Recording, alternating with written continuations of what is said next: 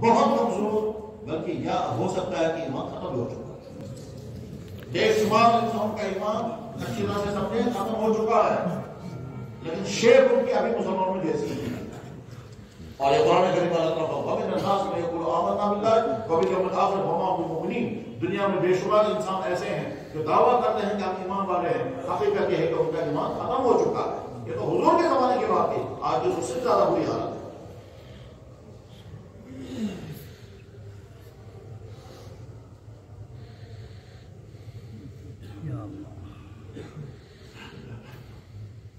میرے بھائیوں، اللہ نے دین انسانوں کے لیے بھیجا، نبیوں کے ذریعے سے انسانوں کو دین ملا۔ اس دین میں ہدایت ہے، یہ دین رحمت ہے، یہ دین اللہ کی عطا ہے، یہ دین اللہ کا احسان ہے۔ دین بالکل آسان ہے، مشکل نہیں۔ اللہ قرآن کریم میں بار بار کہتے ہیں میرا دین آسان ہے۔ اللہ کے نبی نے بار بار سمجھایا میرا دین آسان ہے، مشکل نہیں ہے۔ لیکن اس کے باوجود ایمان والوں کو دین پر چلنا مشکل کیوں ہوتا ہے؟ اس وجہ سے کہ جب ماحول بے دینی کا بنے، جب دعوت کی محنت نہیں ہوتی، جب سمجھانے کی محنت نہیں ہوتی، تو اس کے بعد پھر دین داروں کے اندر بھی دین پر چلنے کی مشکل ہو جاتا ہے۔ چنانچہ پورے عالم کا نقشہ اس میں ہمارے سامنے ہے۔ امت مسلمہ کسی ایک عمل کے بارے میں نہیں بتا سکتی کہ یہ عمل ہم نے پوری 100% زندہ کر دیا ہے۔ ایک عمل بھی امت کے پاس ایسا ہے۔ امت ساری مل کر ایک نہیں بتا سکتی کہ یہ وہ ناجائز کام ہے جو اللہ کو ناراض کرنے والا اور امت نے ختم کر دیا ہو۔ دین مکمل ہم تک پہنچا، قرآن بھی پہنچا، حدیث بھی پہنچی، مسائل بھی پہنچے، بزرگوں کی زندگی بھی ہمارے سامنے آئی، لیکن اس کے باوجود جب مسلمان دین پر کھڑا نہیں ہو پا رہا ہے تو اس کے لیے اللہ نے یہ دعوت و تبلیغ کا یہ نظام شروع کرا ہے۔ یہ دعوت و تبلیغ کے نظام کوئی نیا نظام نہیں ہے، اس میں صرف وہی ہے، وہ دین جو اللہ نے ہم کو عطا فرمایا تھا، اس دین پر چلنا مسلمان کے لیے مشکل ہو گیا۔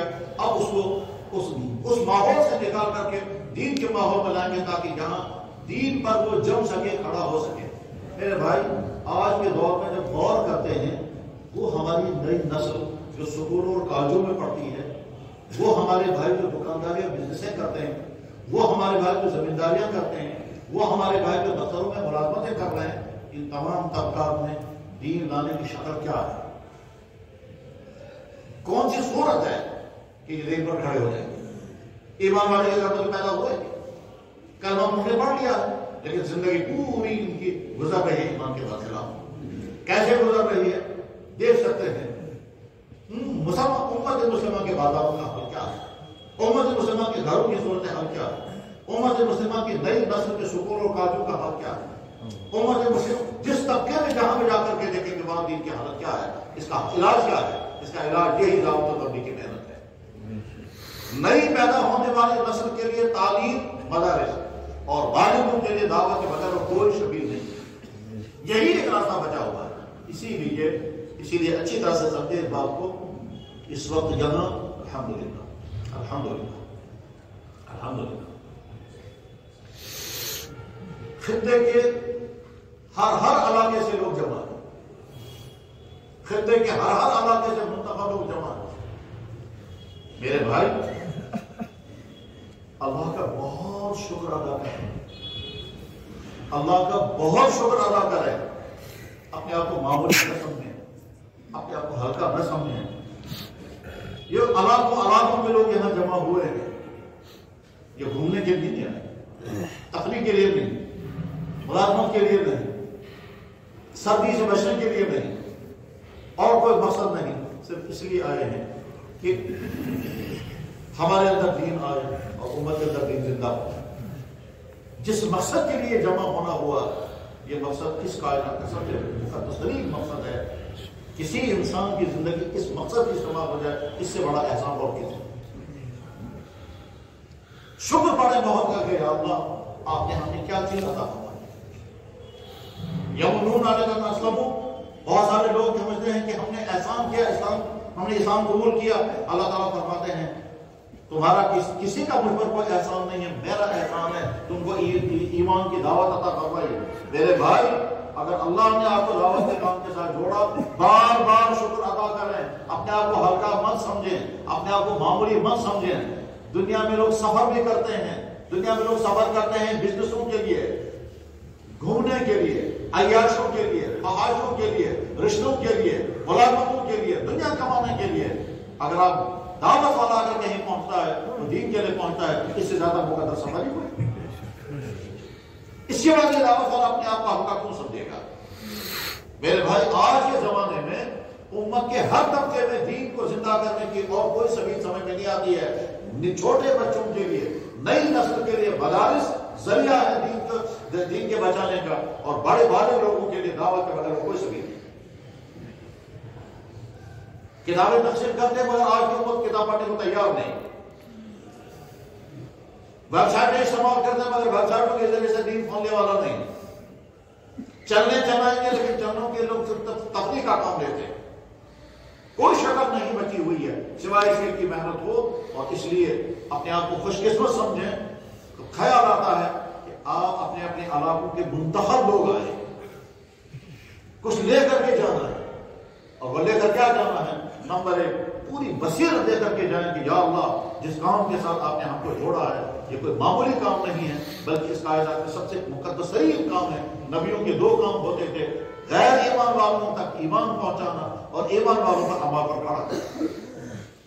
جن کا ایمان نہیں ہے، جن کو ایمان کی دولت نہیں ملی، وہ ایمان میں داخل ہو جائیں، ان تک ایمان کی دولت پہنچ جائے، اور جو ایمان میں داخل ہو چکے ہیں وہ دین کے مطابق زندگی گزارنے والے بنے۔ تو دعوت کے 2 میدان ہوئے، ایک دعوت غیر مسلمین ہوا اور ایک دعوت مسلمین ہوا۔ مسلمانوں کے اندر دعوت کا کام کرنے کے معنی یہ ہے، ایک بھائی تو اللہ نے ہم کو ایمان کی دولت عطا فرمائی ہے، ہماری زندگی ایمان کے تقاضوں کے خلاف گزر رہی ہے، ہم عبادت کرنے والے بنے، ہم اخلاق والے بنے، ہم اپنی زندگی کا مقصد دین بنائیں۔ اس وقت امت مسلمہ کے 99% افراد کا زندگی کا مقصد کیا ہے؟ صرف دنیا میں۔ دکاندار ساری زندگی کے مشن اس کا کیا ہے؟ بس حساب کرنا ہے، مال کتنا آیا، کتنا گیا، کتنا بچا ہوا، نقصان کتنا ہوا، کن کے پاس کتنا بقایا، مجھے کتنا دینا، اور یہی ساری زندگی کا مقصد۔ اور جو پیسہ کماتے رہیں گے اس پیسے سے کیا ہوگا؟ مکان بنیں گے، شادیاں ہوں گی، عیاشیاں ہوں گی، سیر سپاٹے ہوں گے، اور زندگی ختم ہو جائے گی۔ امت کے ہر طبقے کا مقصد اس وقت یہی ہے۔ نوجوان نسل کا کام ہے موبائل چلانا، اور موبائل چلا جا کر کے ویب سائٹیں، اور والدوں کا مقصد ہے پیسہ کمانا، کسی طرح سے بچوں کی شادیاں ہو جائیں، ان کو مکان مل جائے، ان کی خوشیاں پورا جائے، بس یہ خود کا مقصد۔ مسلمان کا مقصد تو کیا تھا کہ میں دنیا میں آیا ہوں، میں خود دین پر چلوں گا اور میرے ذریعے سے دین امت انسانوں تک پہنچے گا۔ یہ مسلمان کا مقصد حیات تھا۔ کنتم خیر امت اخرجت للناس، تم بہترین امت کو اللہ نے تم کو منتخب کیا انسانوں تک دین پہنچانے کے لیے۔ امت اپنا مقصد بھول چکی۔ اللہ فرماتے وَلْتَكُن مِنْكُمْ أُمَّةٌ يَدْعُونَ الْخَيْرَ، تم میں ایک جماعت ایسی ہونی چاہیے جو دین کی دعوت کا کام کرنے والی ہو۔ امت اپنا مقصد ہو چکی۔ دعوت کی یہ محنت کوئی معمولی چیز نہیں ہے۔ اس لیے میرے بھائی، آپ اپنے علاقوں سے منتخب ہو کر کے آئے ہیں، آپ کو وہاں سے مشورے کر کر کے بھیجا ہے کہ صاحب اتنے آدمی جائیں گے وہاں، یہاں سے ایسے ارادے لے کر کے جائیں، ایسے عزائم لے کر کے جائیں کہ پورے سال اپنے علاقوں میں دعوت کا کام پوری تیزی کے ساتھ پھیلے، پوری تیزی کے ساتھ۔ میرے بھائی، اس کے بغیر تو کوئی چارہ کار ہی نہیں ہے۔ اور ویسے محنت جب انسان کرتا ہے تو اللہ تعالیٰ فوراً پھل عطا کر دیتے ہیں۔ ابھی پچھلے 1 مہینے کے اندر وادی کے جن خطوں کے اندر محنتیں ہوئی ہیں، آپ دیکھیں نئے نوجوانوں کیسے سامنے آتے ہیں۔ تو 1,000 کے نوجوان بچوں کے مجموعے ہوتے ہیں، سنبھالنے والے نہیں ملتے۔ وہاں کہتے ہیں پہلے کہتے ہیں تشکیلیں نہیں ہو رہی ہیں، تشکیلیں نہیں ہو، اور جب اللہ تعالیٰ دیتے ہیں پھر سنبھالنے والے دیتے ہیں۔ پھر پرانوں کو محنتیں کرتے ہیں کہ صاحب جماعت سنبھالو، وہ پرانے کھڑے نہیں ہوتے، وہ لوگ قربانیاں نہیں دیتے۔ میرے بھائی، تمام آپ حضرات پرانے ہیں، ان پرانوں کے کندھوں پر بڑی ذمہ داریاں ہیں۔ پہلی ذمہ داری یہ ہے کہ اپنے آپ کو قربانی پر کھڑا کریں۔ آپ دوسروں کی تشکیلیں کرنے کے لیے بیٹھتے ہیں اور خود اپنے چلے میں نہیں رکھتے ہیں، اپنے سیروں میں نہیں لگ رہے ہیں اور اکابر بن گئے۔ تو یہ اکابر بننے کا ذہن سے نکالتے ہیں، خادم اور محنتی بننے کا ذہن پیدا کریں۔